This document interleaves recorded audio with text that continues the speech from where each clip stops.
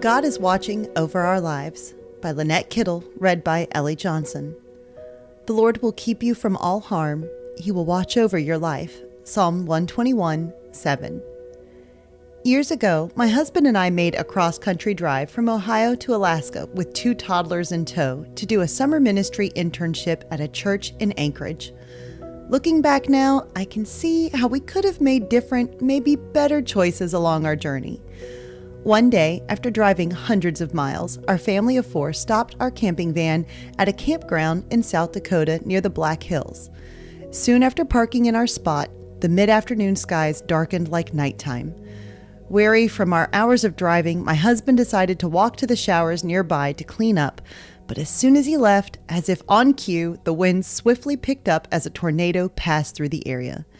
As our van started rocking and shaking in the wind, campers, vehicles, tents, and gear began blowing over and across us. Quickly, fear tried to take hold of my heart as thoughts ran through my mind of what to do. Would our camper be hit by debris? Do we need to take cover in the shower house? Should I grab our 2 small daughters and make a run for it?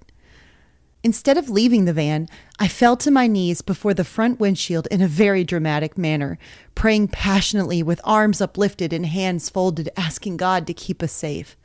Forgetting how earlier I had turned the light on and thinking my prayers were in private, I opened my eyes to see I had an audience watching me. Under the shower house porch and directly before our van stood a group of people with jaws dropped open, watching my prayerful plea. Embarrassed to discover I was putting on a show, I hit the floor, crawling to turn off the light. Concerned what people thought of my display, I stayed on the floor, not wanting to get up to see if they were still watching. It was upsetting for me to think that they might possibly think I was purposefully putting on a pious performance before them. Although I couldn't see what was going on behind me as I prayed, in my eye-opening discovery, the onlookers' expression seemed alarming. Still, even with all the debris passing by us, God kept us safe in our tiny van camper as destruction flew all around us. Soon the winds calmed down, and so did I, as my husband emerged from his shower, unaware of what had just taken place. Even though it wasn't my plan to be on a public prayer display during the storm, maybe, just maybe, it was in God's plan. Possibly, instead of porch onlookers watching me disdainfully as my imagination had proposed to me, possibly God worked through my praying. Maybe he ministered through it to comfort them, to cause them to pray too, for the safety of all of us parked at that campground that day. Perhaps my passionate reaction to the storm's fury was his way of offering peace and comfort to those around us. Maybe through my actions, it gave onlookers a glimpse of God's watching care over us in the darkest of times. Thinking back to my bright camper light on during that dark day, it literally may have been a Matthew 5:16 moment for me.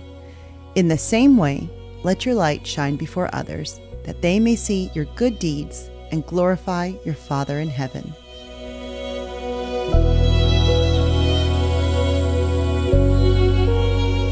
Hey everyone, thanks for listening to Your Daily Bible Verse, a production of the Salem Web Network.